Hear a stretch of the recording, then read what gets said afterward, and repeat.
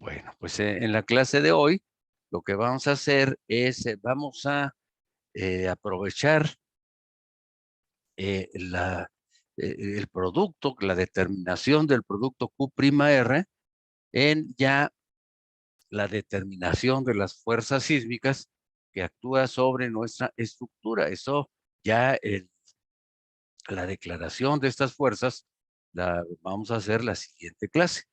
Pero el día de hoy vamos a explicar cómo se llena la hoja de cálculo y qué información me interesa de esta hoja de cálculo. Primero vamos a ver la hoja de cálculo propiamente dicha.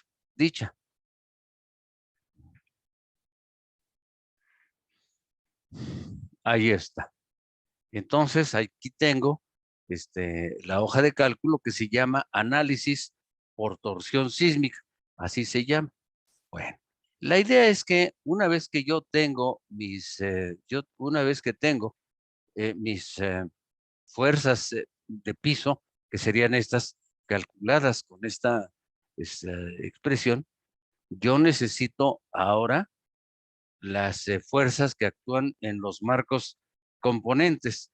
Eh, la idea es la siguiente, entonces. Permítanme, por favor. Ahí está. Ahora, lo que voy a hacer es lo siguiente. Una vez que yo conozca, es decir, que yo aplique la expresión que dice que las fuerzas en el piso I equivalen al el cociente sísmico entre el factor Q'(R) que estuvimos comentando, multiplicado por WI, por HI, y aquí arriba me quedaría por la sumatoria de WI entre la sumatoria de WI por HI. Ahí está. Yo lo que voy a obtener es la magnitud de las fuerzas que se desarrollan en cada piso de una estructura. Voy a poner entonces una estructura de 3 pisos para no complicar el, el asunto. Aquí está una estructura de 3 pisos. Esta estructura de 3 pisos la voy a poner con bastante altura para que quepan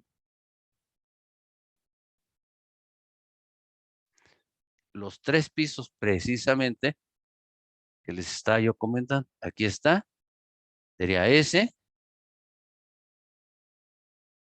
piso, y entonces estas serían las restricciones en la base de la estructura. Bueno, pues con esta fuerza, perdón, con esta expresión que estamos aquí planteando, voy a poder obtener la fuerza en el piso 3, que voy a llamar F en el piso 3, después F en el piso 2. Estamos llevando entonces esta expresión eh, a lo que se llama el iésimo piso. Este sería la fuerza en el piso 1. Por supuesto que la aplicación de estas fuerzas sería en el centroide de cada una de estas masas. Ya está. Ahora, con esto voy a obtener o voy a poder calcular el, eh, el cortante que se desarrolla en la estructura, y que sería el diagrama de cortantes, sería un volumen de cortantes.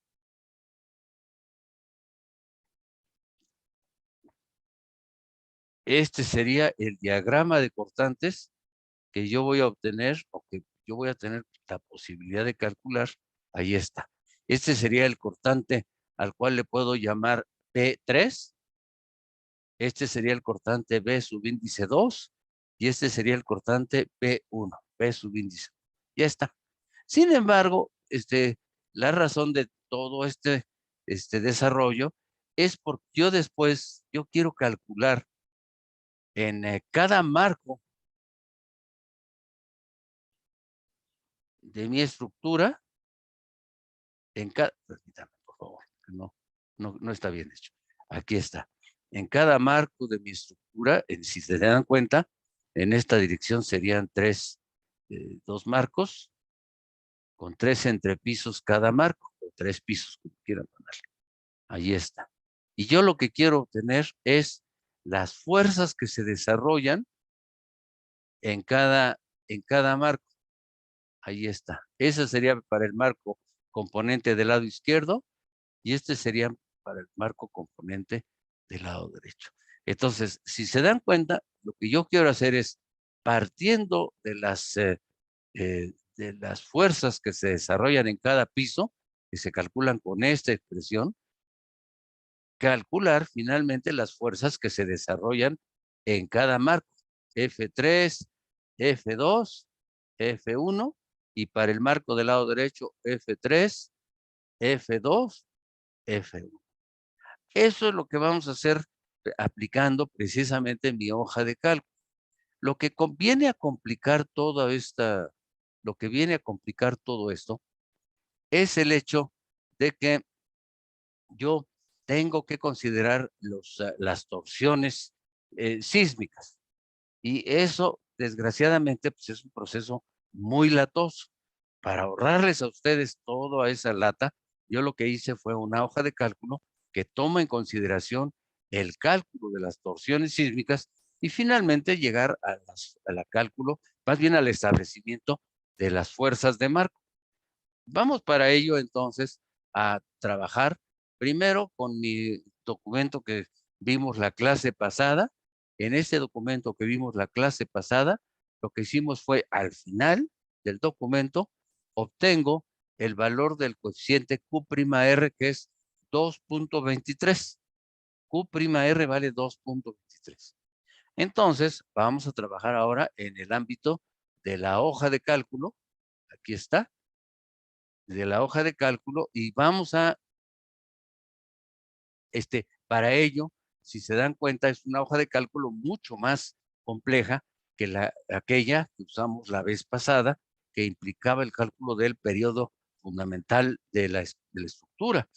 Aquí, desgraciadamente, es una hoja muy compleja, me llevó varios meses hacerla, pero al final se llega a la determinación de las fuerzas que actúan en cada marco.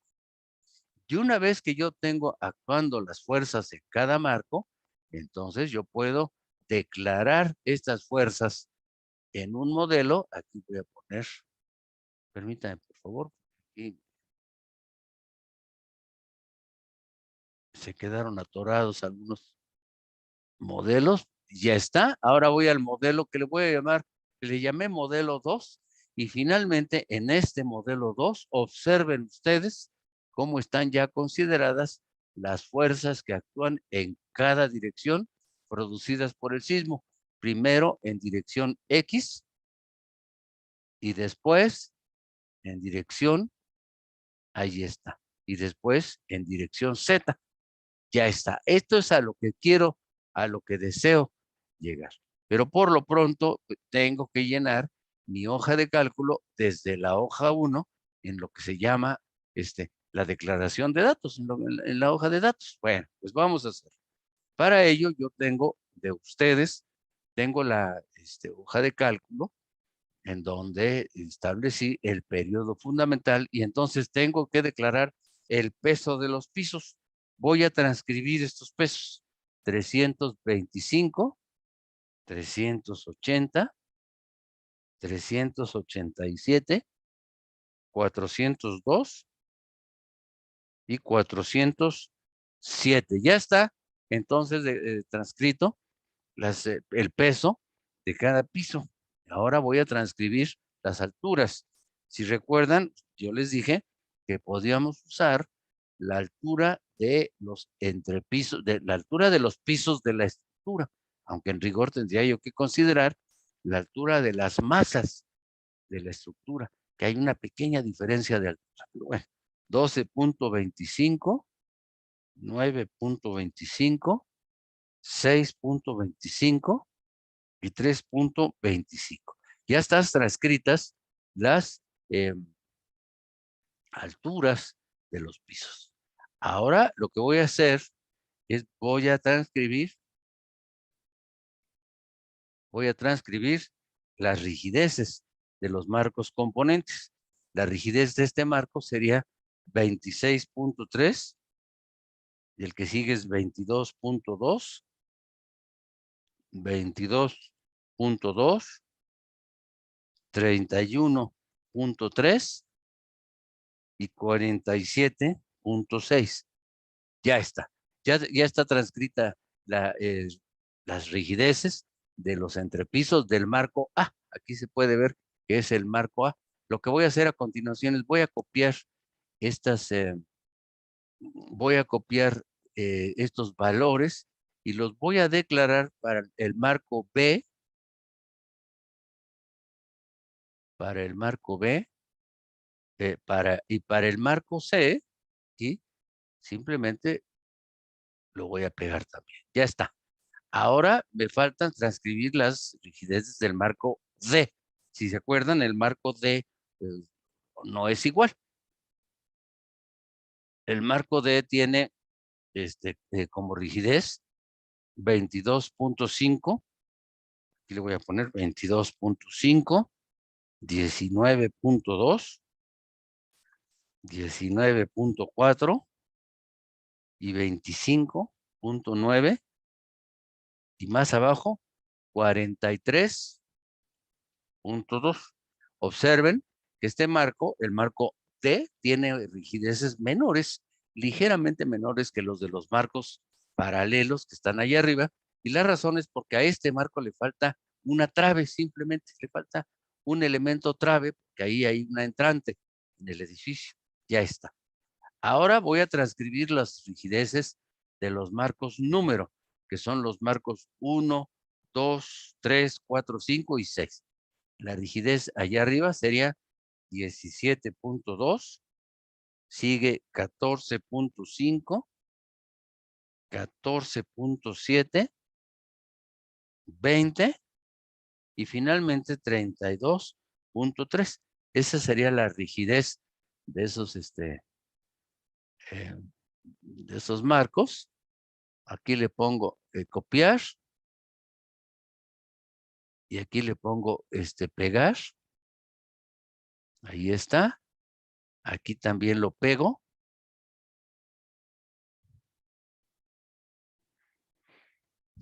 Aquí también. Aquí.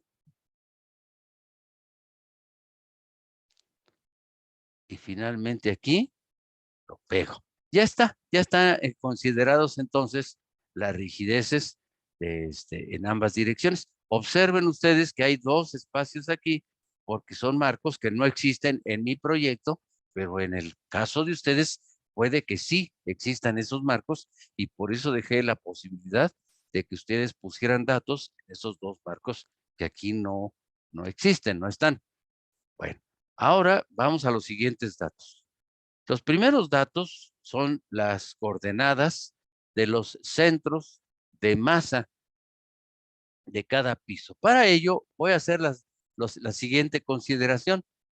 Miren, ahí está, inserté dentro de mi hoja de cálculo la planta de mi, de mi edificio y ahí pueden ustedes observar que se establece de alguna manera se establece la distribución de las masas. Les voy a decir por qué. Para empezar, yo tengo que establecer el centroide. Yo tengo que establecer el centroide. Aquí está. El centroide de esta masa. Para establecer el centroide de esta masa, yo voy a suponer que las masas se distribuyen uniformemente. Bueno, esto es razonable, dado que las cargas que nosotros estamos considerando se distribuyen también, se distribuyen también uniformemente. Este no es un caso general. Puede darse el caso de que haya un edificio en la cual de un lado del edificio haya, por ejemplo, oficinas y en el otro lado haya uso habitacional. Ese sería un caso en el que en un determinado piso no se distribuyera uniformemente. Pero en este caso sí, en este caso los pisos en toda el área tienen aplicada una carga es una carga, para uso habitacional. Ahora, si se dan cuenta, entonces, aquí hay un eje de simetría. Aquí hay un eje de simetría. Y ese eje de simetría automáticamente es un eje, es un eje centroidal. En consecuencia, ya no nos vamos a preocupar en establecer la distancia que hay entre mi eje de referencia, que es el eje Z, este eje Z y el centroide porque como al ser, aquí al haber un eje de simetría, esa distancia es automáticamente determinada. Vamos a ver. Aquí arriba, miren, entonces, donde dice coordenadas del centroide, una de las coordenadas es 12.75, que corresponde precisamente a la mitad del ancho del edificio. Vamos a regresar a mi planta y aquí está. Si se dan cuenta, esta distancia de acá arriba es 25.50. La voy a poner, la voy a acotar. La distancia de aquí hasta acá es 25.50. En consecuencia, pues la mitad pues es 12.75. Ahora, observen ustedes que ahora lo que quiero determinar es esta posición, que le voy a llamar a esta, le voy a llamar Z'. Z'. Y para eso yo quería la barra de dibujo, pues para que quedara este cálculo ahí permanente. No va a poder ser, pero vamos a ver cómo les gusta. Por lo pronto, observen ustedes lo que voy a hacer. Primero voy a obtener el área que le voy a llamar área resultante. Les voy a pedir, por favor, si tienen ahí una calculadora, que me hagan el favor de hacer este cálculo. Sería 25.5 multiplicado por 14, en donde 14 es esta dimensión, desde aquí, bueno, lo voy a poner acá, del lado izquierdo. Aquí es 14. Esta distancia es 14. Menos este hueco, menos este vacío. Este vacío mide 550 por 4, menos 550 por 4. ¿Me harían el favor de calcular eso? ¿Cuánto es?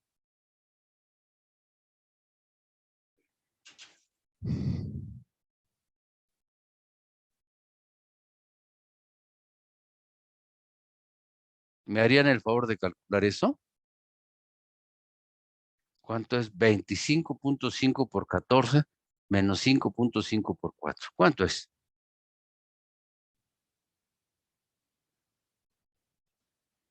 ¿Están ahí? Jóvenes, ¿están ahí? Bueno, pues lo voy a Sí, hacer profe. yo. Sí, pero Perfecto. permítame, es que estoy en mi celular y no tengo la calculadora aquí. La había No te traído. preocupes, no te preocupes, yo lo hago, no te preocupes. Ok, gracias, profe. A ver, lo voy a hacer yo. Sería entonces 25.5 por 14 menos 5.5 por 4. Y el resultado es 335 metros cuadrados. Recuerden que en realidad, y ya para efectos prácticos, no estoy calculando el centroide de la figura, estoy calculando el centro de masas. Pero pues el centro de masas, en este caso, si las masas se distribuyen uniformemente, corresponde al centroide de la figura. Ahora voy a usar lo que se llama el teorema de Variñón.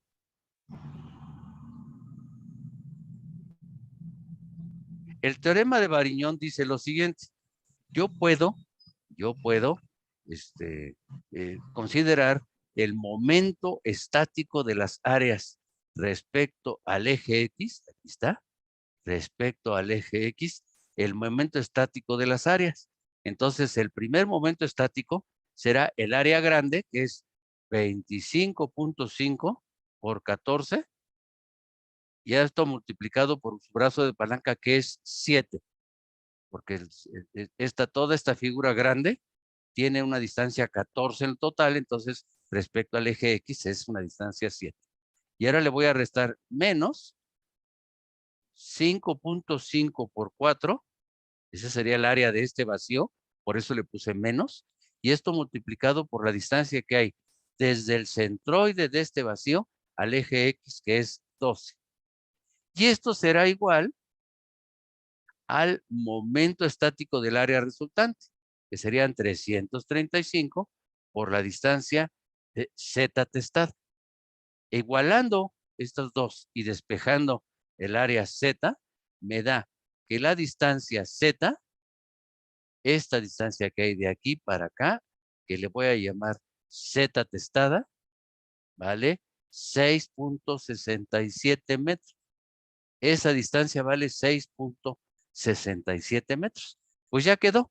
Esa distancia entonces ahora la voy a declarar allá arriba, como 6.67 metros, y me va a dar allá arriba, me va a dar, ahí Profesor, está, la miren. multiplicación Sí, sí, multiplicó y sí. después despejó el 335, ¿verdad? Claro, despejé Z, Ok, está bien. y me queda entonces 6.67. Ahí está. Ok.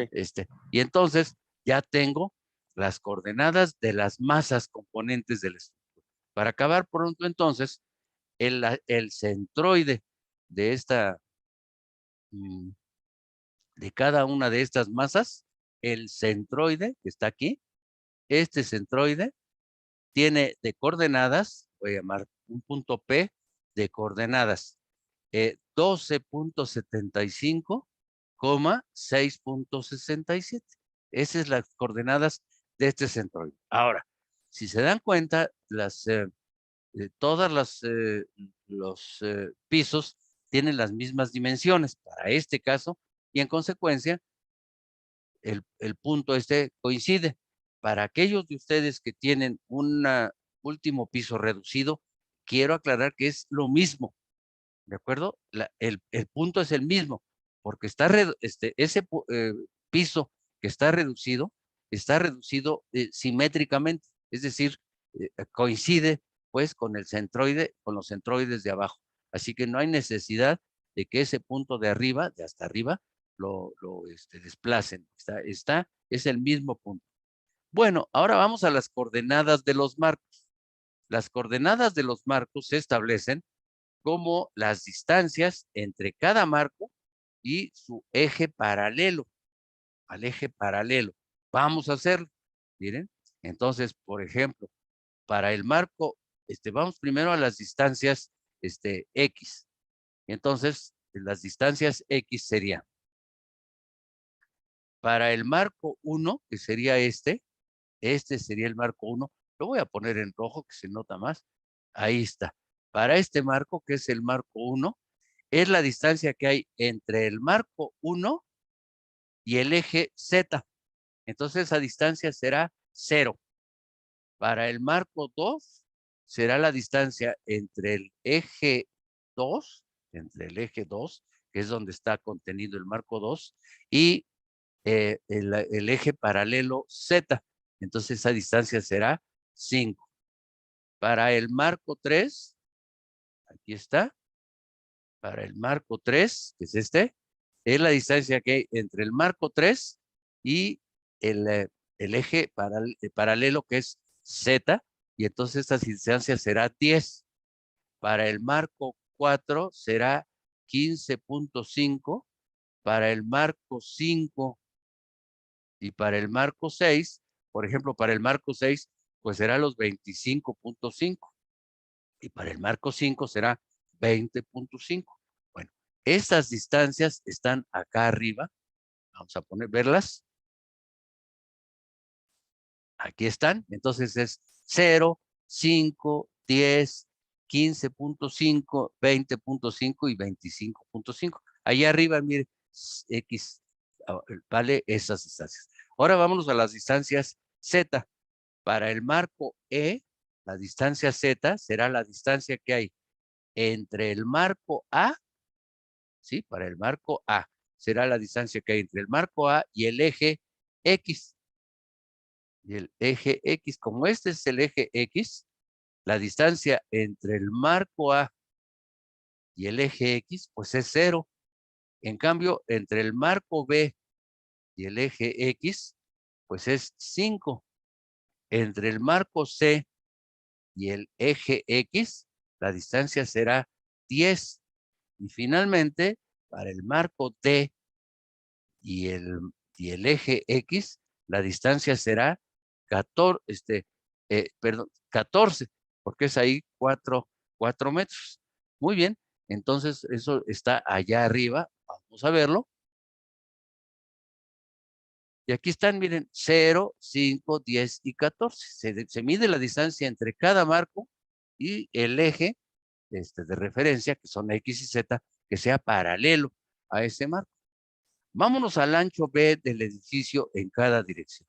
Y aquí sí merece una nota que, por cierto, la tenemos en el documento, ese mismo documento donde se estableció Q'(R). En este caso, el ancho del edificio es la envolvente de las dimensiones del edificio. Es decir, consiste en lo siguiente. En nuestro caso, el edificio, su planta es así.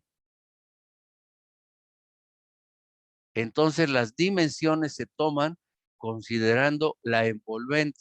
La envolvente sería, en este caso, así. No se toma en cuenta esa entrante. Esta distancia entonces sería la distancia B en dirección X y esta distancia sería la distancia B en dirección Z.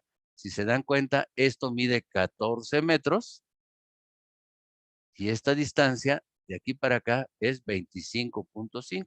Esa es la razón por la cual para el entrepiso 5, el de hasta arriba, dice 25.5 por 14. Corresponden a estas dimensiones, 25.5 por 14. Y lo mismo para los pisos, para los entrepisos de abajo. Ahora, pongamos el caso que yo tengo un edificio que tiene una pequeña saliente, que sería esta. Allí. En ese caso, de la envolvente de la que estoy hablando sería esta. No se tomaría en cuenta esa pequeña saliente para el análisis sísmico, para efectos de torsión sísmica. La razón es porque esa pequeña saliente realmente no altera tanto las dimensiones como para complicarnos la existencia. En este caso, esa sería la dimensión. Bien, quiero aclarar entonces nuevamente que esto está en el documento donde se obtuvo el valor de Q', R, está más o menos aquí, miren. Ese documento ya lo tienen ustedes, ya lo subí a la plataforma y aquí está.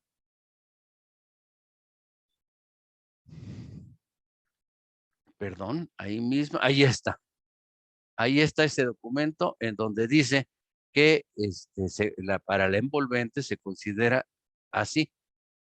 Perdón, lo quiero, pero no, bueno, puedo hacer para atrás.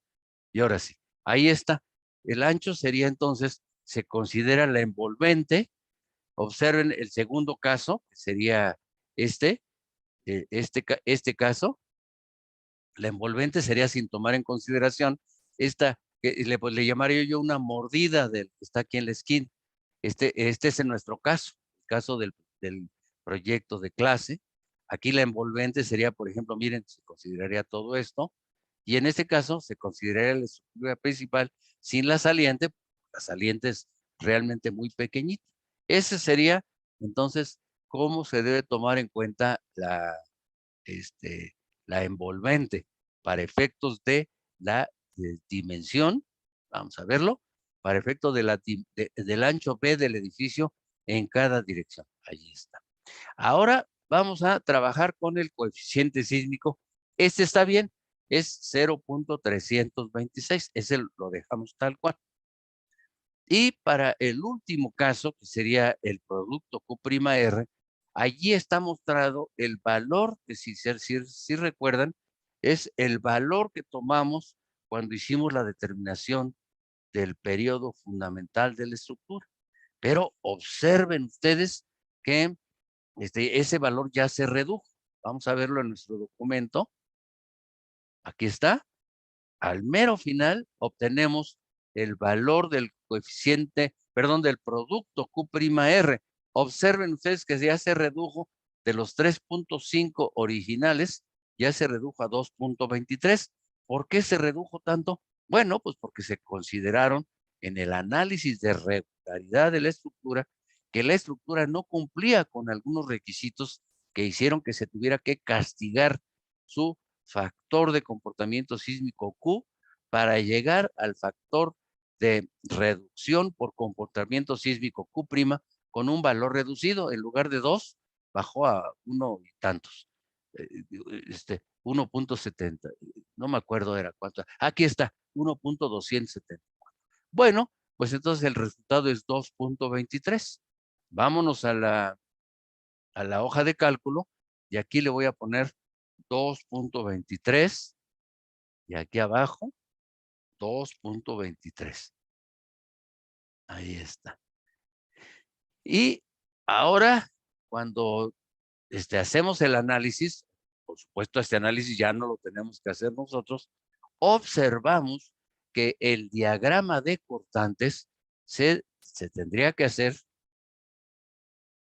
con estos, perdón, con estos valores. Con estos valores se tendría que hacer el diagrama de cortantes que mencionamos anteriormente. En este caso, este diagrama de cortantes tendría que ser así.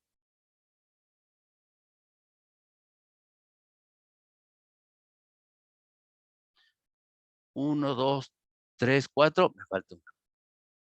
5. Este sería el diagrama de cortantes. Es producido precisamente por estas fuerzas sísmicas que valen, estas fuerzas sísmicas valen, aquí arriba vale 80.90 y me produce un cortante aquí que vale 80.90.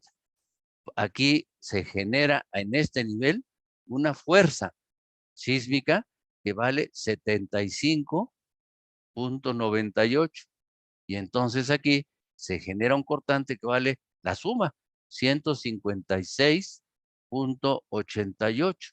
Aquí en este nivel se considera una fuerza sísmica que vale 58.43. Bueno, pues entonces aquí se genera un cortante que vale 215.30. Aquí se aplica una fuerza sísmica en este nivel que vale 41.01. Bueno, pues aquí se genera un cortante que vale 256.31. Y finalmente, aquí abajo, se genera una fuerza sísmica de 21.59, lo cual hace que se genere un cortante sísmico de 277.9. Si se dan cuenta, entonces, este diagrama de fuerzas cortantes aparentemente es plano, pero en realidad tendríamos que visualizarlo nosotros como un diagrama de cortantes que está actuando sobre la estructura de esta manera.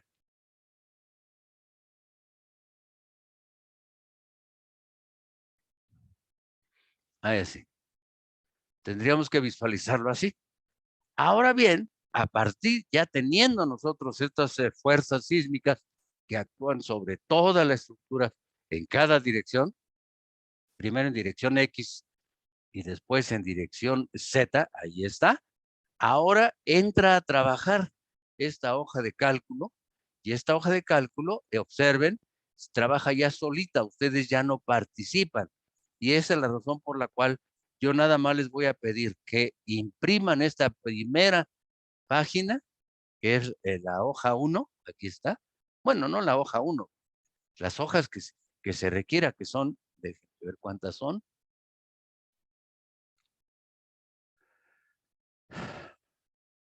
Salto, ahí está. Aquí hay 1 y 2, son 2 páginas. Estas son 2 páginas. Esas las van a tener ustedes que imprimir, esas 2 páginas. Y después, ya nada más imprimen la,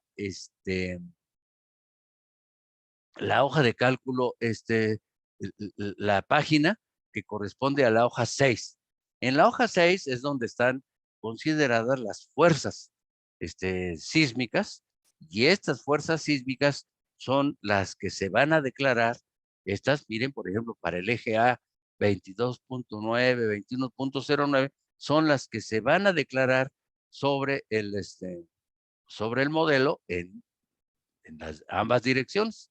Por ejemplo, para para el marco A sería esa, esa, esa y esa fuerza que aquí casi no se ve. Esta es muy pequeñita aquí abajo, pero esas serían las fuerzas que como tal y como nosotros las tendríamos que declarar. Para la dirección Z, por ejemplo, para el marco 1, ahí está, sería sería esa, y ahí, perdón, en Z sería esa, ¿qué pasó? Me está diciendo que si quiero, es que aquí casi no se ve, es esta, está actuando aquí, esta tampoco se ve, aunque se aumenta un poquito, eso ya son cuestiones de la hoja de cálculo tal y como funciona. Ahora, aquí lo importante es que ustedes vean lo siguiente. En este caso, que hay dos, si se dan cuenta, hay dos fuerzas iguales. ¿Por qué hay dos fuerzas iguales? Bueno, porque en el análisis de torsión sísmica, como ahí hay un eje de simetría, entonces por cuestiones reglamentarias, el reglamento me dice, bueno, vamos a tomar el efecto más desfavorable de la torsión sísmica para los elementos que estén en el extremo, y entonces me darán para esos dos elementos extremos, tendremos que considerarlos como si estuvieran sujetos a el valor máximo de torsión sísmica. Eso lo vamos a ver la próxima clase. Bueno, pues ya tengo entonces calculado permítanme, de aquí me voy a ir al análisis por torsión. Ya está. Entonces ustedes, de este análisis por torsión, el cual me proporciona las fuerzas tanto en dirección X, aquí está. Observen que en dirección X hay dos marcos que no existen en mi proyecto. Pues aquí le pongo, no existe. Y en cambio aquí, aquí tengo las fuerzas en dirección Z, y aquí al ver la vista y vista, diseño de página, observen entonces que aquí son dos páginas, una para dirección X y parte de dirección Z, y la otra para dirección Z. Son dos páginas. En total, ustedes van a tener que imprimir para la hoja 1, vista, diseño de página. Ahí está. Van a tener que imprimir, aquí está, una, dos, no, son tres páginas. Ahí a la izquierda, son tres páginas. Y para la hoja 6, son una y dos páginas nada más. En total son 5 páginas. No los pongo a imprimir estas hojas, la hoja 2, la hoja 3, la hoja 4, la hoja 5, porque esas hojas son, digamos, de cálculo automático. Ustedes no participan en ese cálculo.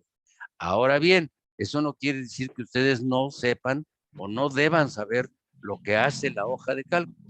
Eso lo Profe, vamos a ver. Sí, sí, adelante.